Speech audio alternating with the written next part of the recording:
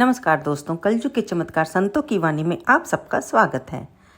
आ गए हैं हम गोपाष्टमी के दिन पर, यानी कि कार्तिक मास में गोपाष्टमी, जो कि कृष्ण कार्तिक पक्ष शुक्ल पक्ष में अष्टमी को मनाई जाती है। जानते हैं आप इस दिन गोपाष्टमी क्यों इस दिन को कहा जाता है? तो आइए बताते हैं। इस दिन भगवान श्री कृष्ण ने गोचारण लीला शुरू की थी, जिसके लिए गौ माता की सेवा की जाती है।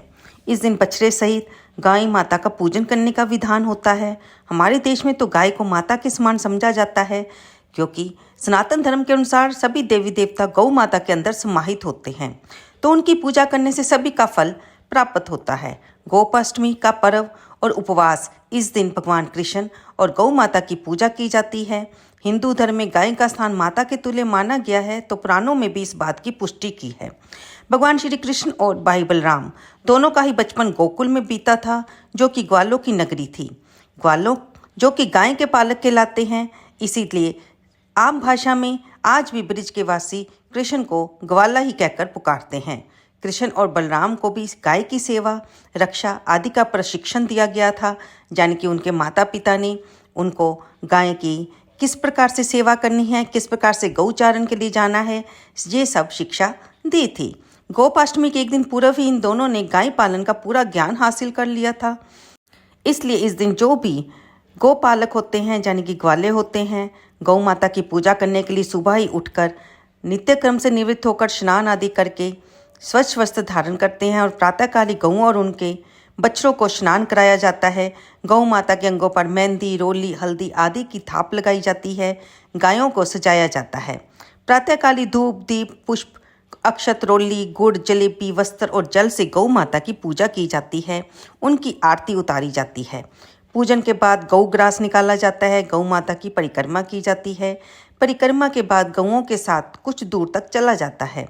फिर गौ माता के चरण स्पर्श करके उनका श्रृंगार भी किया जाता है। उनके पैरों में घुंघरू बांधे जाते हैं। अन्य आभूषण भी पहनाए जाते हैं। इस दिन ग्वालों को भी दान दिया जाता है। कई लोग उन्हें नई वस्त्र देकर तिलक करते हैं। शाम को जब गायें घर लौटती है, तब भी उनकी पूजा की जाती है। उन्हें अच्छा भोजन दिया जाता है। खास तौर पर इस दिन गाय को हरा चारा खिलाया जाता है।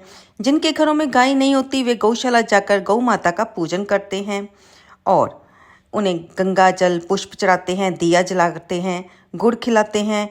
औरतें कृष्ण भगवान की भी पूजा करती हैं, गाँव को तिलक लगाती हैं और इस दिन भजन किए जाते हैं। भगवान कृष्ण की भी पूजा की जाती है। गाय को हरे मटर और गुड़ खिलाना बहुत ही शुभ माना जाता है।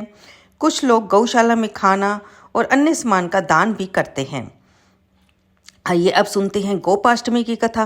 भगवान श्री कृष्ण जब 6ठे वर्ष की आयु में प्रवेश किया, तब एक दिन भगवान श्री कृष्ण माता यशोदा से बोले, मैया अब हम बड़े हो गए हैं।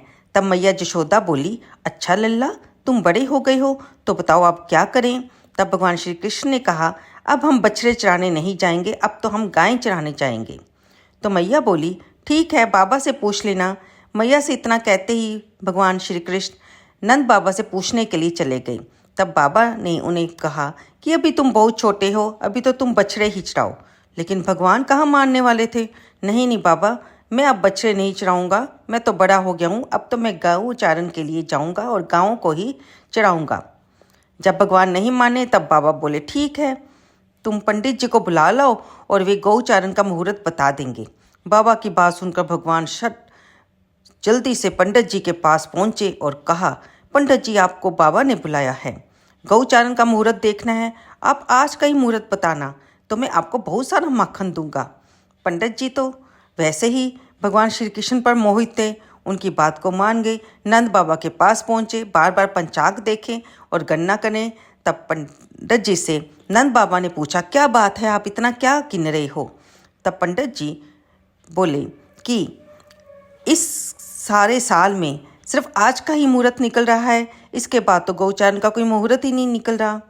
पंडित जी की बात सुनकर नंद बाबा ने भगवान को गौचारण की स्वीकृति दे दी। भगवान जिस समय भी कोई कार्य करें वही शुभ मुहूर्त बन जाता है। इसलिए इस दिन भगवान श्री कृष्ण ने गौचारण का आरंभ किया और ये तिथि तब से गोपाष्टमी कहलाई और इस दिन गौओं की पूजा उनके बच्चों के साथ की जाती है। माता यशोदा ने अपने लल्ला का श्रृंगार किया और पैरों में जुतियाँ पहनाने लगी तो लल्ला ने मना कर दिया। बोले, मैया यदि मेरी गऊएं जुतियाँ नहीं पहनेंगी तो मैं कैसे पहन सकता हूँ। यदि तुम मुझे पहनाना चाहती हो तो सभी गऊओं को भी जुतियाँ पहना दो। भगवान जब तक वृंदावन में रहे भगवान ने कभी पैरों में जुतियाँ नहीं पहनी। आगे आगे गायें और उनके पीछे पीछे बांसुरी बजाते भगवान। उनके पीछे बलराम जी और श्री कृष्ण का जश गान करते हुए ग्वाल गोपाल इस प्रकार से विहार करते हुए भगवान ने उस वन में प्रवेश किया। तब से भगवान की गौचारण लीला का आरंभ हुआ। तो प्रेम से बोलिए, भगवान श्री कृष्ण की जय, गौ माता की जय, बलराम भैया की जय, मोर मुकुट बंसी वाले की जय, जय जुगल जोरी सरकार की जय। तो दोस्तों, उम्मीद करती हूँ आपको ये वीडियो पसंद आई होगी। कृपया इसे लाइक करें, शेयर करें और कमेंट बॉक्स में जय गौ माता लिखना, जय श्री कृष्ण भगवान लिखना बिल्कुल ना भूलें। धन्यवाद दोस्तों।